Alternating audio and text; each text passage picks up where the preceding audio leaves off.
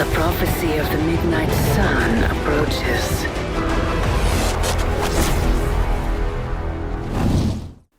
Today I want to answer the question of Midnight Suns, is it worth it for a comic fan? I thought about doing this on camera again, but I kind of figured if you're looking if the game is worth it, you kind of want to see the gameplay and not my smiling face. Now you might be wondering, what are you even talking about, Benny? Is it worth it for a comic fan? Well, that's simple. I'll go over my opinions on the game and discuss them, but I know a lot of comic book fans who barely play video games, but they will play every Batman, Spider-Man, Marvel, and DC title that ever comes out. So there is going to be people who are like, hey, is this something I should get if I just like the comic book universes? Well, let's start with the disclaimer. At the time of writing this, I've played quite a bit of the game, restarting it, retrying it, trying out new characters and new builds. I'm probably even live right now over at our YouTube channel, Ben and Friends, playing it if you want to talk directly to me. Now, the copy of the game that I'm using was supplied to me by the company. I've been working directly with them to create videos for their channel explaining each of the superheroes and doing other various promotions with them. While I will be putting out some comics related to this game, and those will be sponsored posts, I opted out of making this a sponsored post so that I can give you my clear thoughts and just have more fun discussing the game and not doing it. But I wanted to divulge my relationship with the company nice and early on, because I already know some people are going to be like, sponsored post, you shill. Well, hey, I told you up front the situation. And before we can explain everything, I do want to say, I really am enjoying this game. But it's kind of two games smashed into one. The tactical elements and card battling of the core gameplay loop, I love it. Leveling characters, powering them up with some of the most fun I've had in a tactical game in a long time. Each match runs about 15 to 30 minutes on average, which meant that it was perfect to play in between a lot of other things that I was doing. But the other game in here, I do enjoy it, but I also have some gripes about it. I found myself spending literal hours running around, what I would call a friendship simulator. But I'll explain this in full in a second, because I actually think it might be one of the strongest selling points to a casual superhero gamer. Now, the footage you're seeing is from the first, I'd say, about 8 hours of gameplay. At this point, I figured I had enough to show you and get my point across, and I started playing on the Steam Deck on the couch, which I can't record on. But I will be avoiding any major spoilers within the game, so it's a lot of just generic gameplay. Now, let's start with the graphics.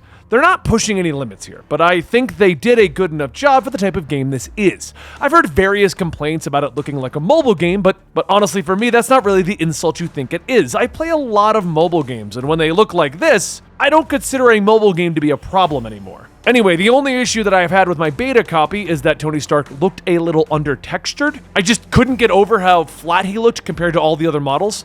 The battle maps and the environments all looked great, the cutscenes did their jobs nicely. Overall, I didn't find the graphics to be a problem, but I'm never really playing these kinds of games for their graphics.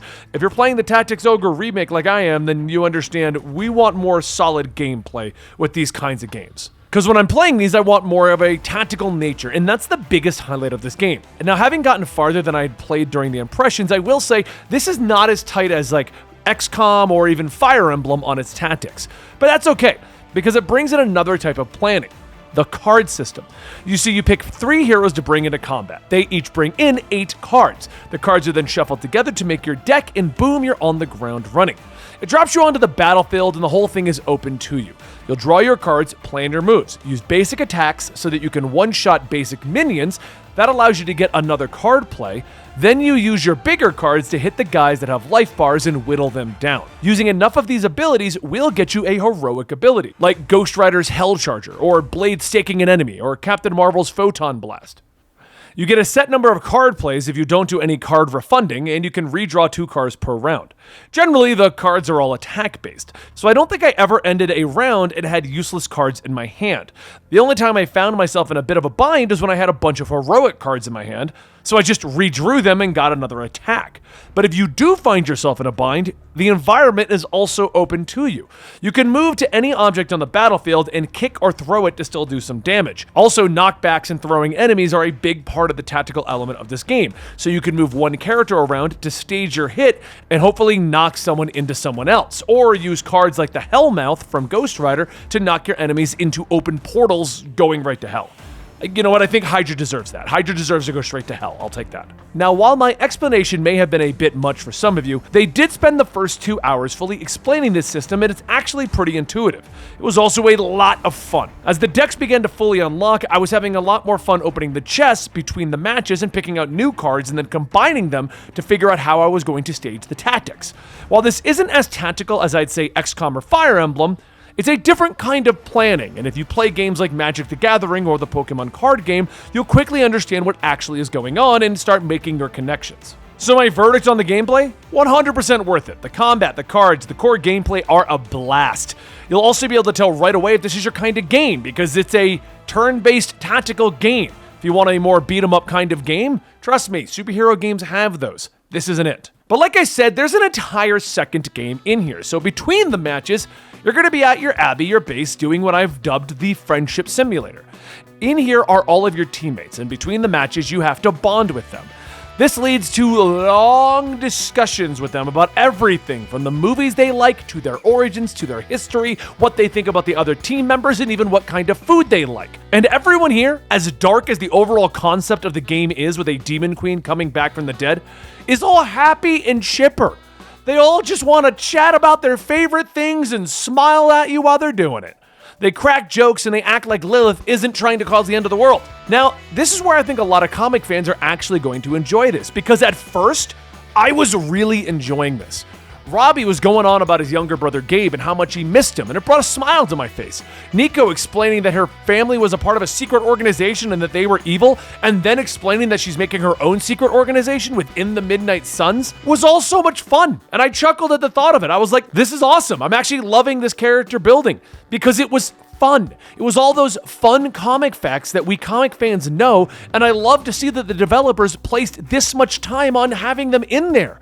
They really seem to know the characters, even if some of them act a bit odd. I don't really know how I felt about Doctor Strange and Tony Stark just mostly being there, because it felt like the developers were like, hey, you know these two, so you don't really need to spend too much time with them. They're basically going to be your guys for your missions. But the issue is, the Friendship Simulator, after I really started to enjoy it, then started to grate on me. It kind of became a problem. I'd want to get on for a quick mission, but I'd find myself spending an hour running around the Abbey so that I can work out with Captain Marvel or go to the pool with Robbie. Which at first was like, oh, okay, fine. But when you end up spending 5 minutes talking to Captain Marvel, and the entire conversation is how everyone wants her to fly them around, and how weird she finds that Blade wants to get picked up and flown around, or you have a discussion with Robbie about what steak tastes like when it's cooked with Hellfire, I just started kind of being like, okay, this is becoming less fun. It's an issue that I've been having with a lot of video games lately, where they seem to have the idea that small talk makes good character development, even if nothing is actually developed from the small talk. I had the same complaint with God of War Ragnarok.